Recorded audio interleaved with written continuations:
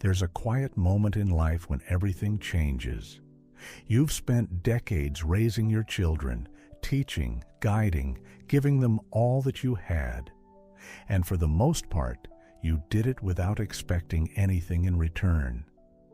But now, something feels off. Maybe they don't listen like they used to.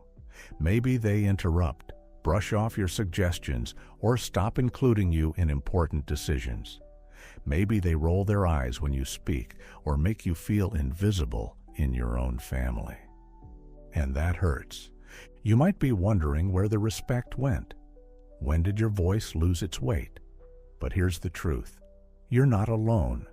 Many parents experience this shift as their children grow older. The good news? You have more power than you think to reshape that dynamic, without anger, without guilt, and without demanding anything. In this video, I'll share 6 powerful ways to regain respect, not through force, but through quiet strength. Stay with me until the end. The last chapter may be the one you never considered, but need the most. Action 1. Stop explaining yourself. One of the traps we fall into as parents is over-explaining, constantly justifying our choices, our boundaries, or even our emotions. But respect doesn't grow from explanation. It grows from clarity. When you find yourself saying, "I only meant," or "I didn't want to upset you, but," pause. Your value doesn't need a defense. Speak clearly. Say what you mean once, and then stop. When you stop over-explaining, you send a powerful message. I trust myself. I know what I believe. And that kind of quiet confidence is hard to ignore. Over-explaining often comes from a good place, a desire to be understood, to keep the peace, to avoid hurting feelings. But the truth is, when we explain too much, we start to sound uncertain, even when we're not. We dilute the strength of our words by surrounding them with too many cushions.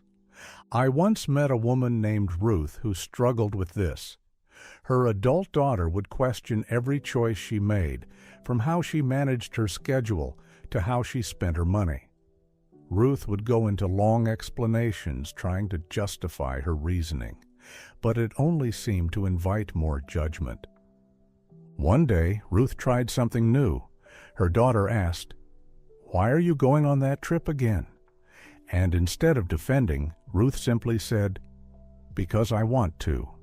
She didn't smile, didn't apologize. She just said it with calm certainty. And that moment changed something. Her daughter didn't push back. She actually paused and respected the answer. You don't owe anyone an essay on how you live your life, especially not your children. A simple, firm answer is more powerful than a long-winded defense. Clarity creates boundaries, and boundaries, in turn, create respect. Action 2. Replace approval, seeking with self-respect. It's tempting to keep doing more in hopes of being seen, offering help, giving money, rearranging your life to be available.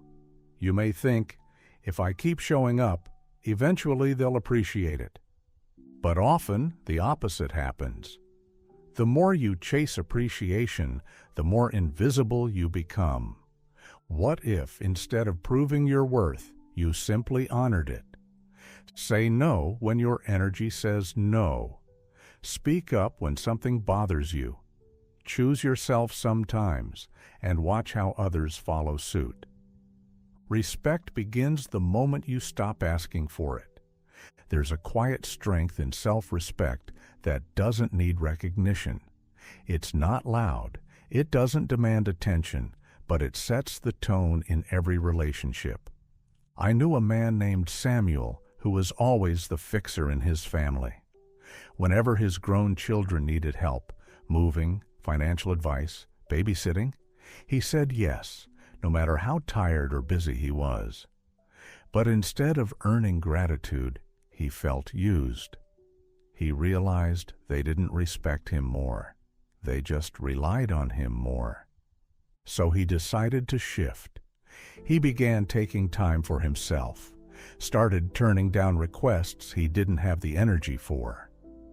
And something changed. His children started asking, not assuming. They listened more carefully when he spoke, and slowly the balance returned. The truth is, people notice when you start valuing your own time, your own voice, your own well-being. Approval fades, self-respect builds. It teaches your children how to treat you, not because you told them to, but because you showed them how. Action 3. Lead without lecture.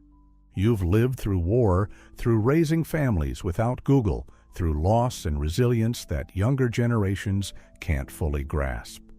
And yet, when you offer wisdom, it's dismissed as outdated or old-fashioned.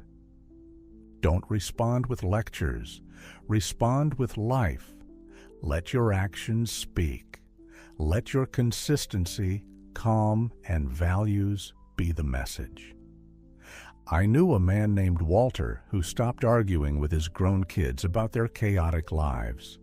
He simply kept his home peaceful, showed up with presence, and kept loving without judgment. One day they came to him, not for correction, but for counsel. Not because he insisted, but because he embodied wisdom. It's easy to want to correct, especially when we see our children struggling. We've been through what they're going through. We want to spare them pain. But words without invitation often fall on closed ears. And too many words, especially when spoken in frustration, can begin to sound like noise, not guidance. Instead, model the stability they don't yet realize they need. Let your life be a quiet example of self-respect, balance, and emotional maturity. Keep your routines. Stay kind in moments of tension. Speak only when what you say adds peace, not pressure. Eventually, they will remember who showed up without judgment. They will recall the parent who stayed rooted when they were adrift. And when they're ready, they'll come back. Not because you forced them to, but because your presence became a safe place again. Real leadership isn't about pushing harder. It's about standing firmer, in grace, in truth, and in love. Action 4. Build an inner life that doesn't depend on them. Your children are part of your story, but they are not the entire book. If they sense that your happiness, identity, or peace depends on their attention, they may feel overwhelmed, or worse, disinterested. Instead, invest in friendships. Learn something new. Tend a garden, join a club, take long walks with no destination. The more you fill your own cup, the less you wait for them to fill it. Ironically, the moment they see you thriving without them is often when they return with curiosity and respect. There's something magnetic about independence, not the kind that shuts people out, but the kind that says, I have a full life and I welcome you into it. That energy draws people closer without pressure or guilt. I once met a woman named Claire. After her husband passed, she leaned heavily on her adult sons for connection. She called often, waited by the phone, and felt crushed when days went by without a reply. One day, she joined a watercolor class at the community center, then another, then a book circle. Her world began to widen again. She no longer waited to be included. She created a life worth sharing. And her sons noticed. Their visits became warmer, their conversations deeper. They weren't reaching out of duty anymore, but out of genuine interest. When your inner world is rich and self-sustained, your children don't feel the weight of being your only source of joy.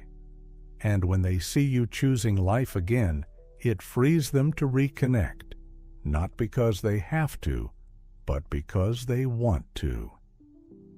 This chapter of life is yours. Make it vibrant. Make it yours fully. Respect always flows more naturally toward those who are already standing tall. Action 5. Set boundaries with grace, not guilt. Boundaries aren't walls. They're doors with locks you control. If your adult children speak over you, cancel on you repeatedly, or cross emotional lines, you have every right to say, "That doesn't work for me." Not with anger, not with shame, just with firmness. You are not less loving because you expect to be treated well. In fact, it's through boundaries that respect has room to grow. A grandmother named Lillian once told me, "When I stopped tolerating sarcasm, I started receiving conversation." The tone changed, not because she demanded it, but because she stopped accepting anything less. Many parents confuse boundaries with rejection. They fear that saying no or expressing discomfort will push their children further away. But the truth is, unclear boundaries often cause more distance in the long run through quiet resentment, unspoken frustration, and internal burnout. Healthy boundaries don't close doors. They clarify expectations. They teach others how to be in relationship with you. They communicate, "I value myself and I want our connection to be based on mutual care." I knew a man named Edgar who was constantly pressured into last-minute babysitting, even when he had other plans. He never said anything, but each time it chipped away at his sense of dignity. Eventually, he gently said, "I love spending time with the kids, but I need advance notice so I can plan my time too." At first, his children seemed surprised, but they adjusted. And more importantly, Edgar felt respected again. Your kindness doesn't require your silence. Your love doesn't mean you must say yes to everything.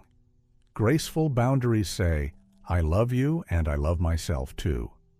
Speak them calmly, reinforce them consistently, and watch how your relationships begin to shift, not away from you, but towards something deeper and more balanced. Action 6. Stop overgiving. Make room for gratitude. Many parents fall into the habit of giving endlessly. Time, money, emotional energy, even when it's not appreciated. But here's the thing. Unappreciated giving doesn't deepen bonds. It creates expectation. The more automatic your support becomes, the less visible it is. Start giving with intention, not out of guilt or habit, but from a place of choice. Let your generosity be something your children notice again. Say yes when it feels good. Say no when it doesn't. Let them remember that your love is deep, but it's not without boundaries. Overgiving often comes from love, but it can quietly shift into a kind of emotional transaction. If I keep giving, maybe they'll value me more. But love that becomes currency loses its warmth, and worse, it can lead to quiet resentment. Think of generosity as a gift, not a guarantee. Gifts are remembered, expectations are ignored. I met a woman named Teresa who constantly offered rides, meals, and help with errands, even when she was exhausted. Her adult children had grown used to it. When she finally took a week to herself and gently said, "I'm resting this weekend," her daughter was surprised, but then called 2 days later and said, "I didn't realize how much you do. Thank you." Sometimes withholding is what reminds others of your worth. You don't have to stop giving. Just stop giving without pause. Let your care come from fullness, not depletion. Let your time be a treasure again. That's when gratitude returns, quietly but sincerely. The most powerful way to regain respect is to model it for yourself. Eat well, dress with care, walk tall, continue learning, take pride in your days even if no one's watching. Because you're not doing it for applause, you're doing it because dignity doesn't retire. When your children see that you still have joy, standards, and dreams, they begin to remember who you are. Not just their parent, but a whole person. Someone worthy of time, space, and yes, respect. So tonight, take a breath. Think of one small change you can make. Not to earn their respect, but to reflect your own. That's how it begins. Self-respect isn't loud. It's not about proving anything. It's how you greet yourself in the mirror, how you hold boundaries without apology, how you choose peace over people-pleasing. It's a quiet decision that whispers, "I matter too." I once spoke with a man named Elias. After retirement, he felt forgotten by his children, by his community, even by himself. Until one morning he dusted off his old paints and began creating again. He didn't tell anyone. He simply began doing what once made him feel alive. A few months later, his daughter visited and noticed his work. She asked questions. She stayed longer. She saw her father again, not just the helper or the quiet observer, but the artist, the man with passion. When you respect your time, your body, your mind, others begin to mirror that energy. Not right away, but steadily. This chapter of your life is not about becoming someone new. It's about remembering who you've always been and carrying that forward, boldly and without apology. Because the way you treat yourself sets the standard for how the world treats you. Let that standard be high, and let it start today.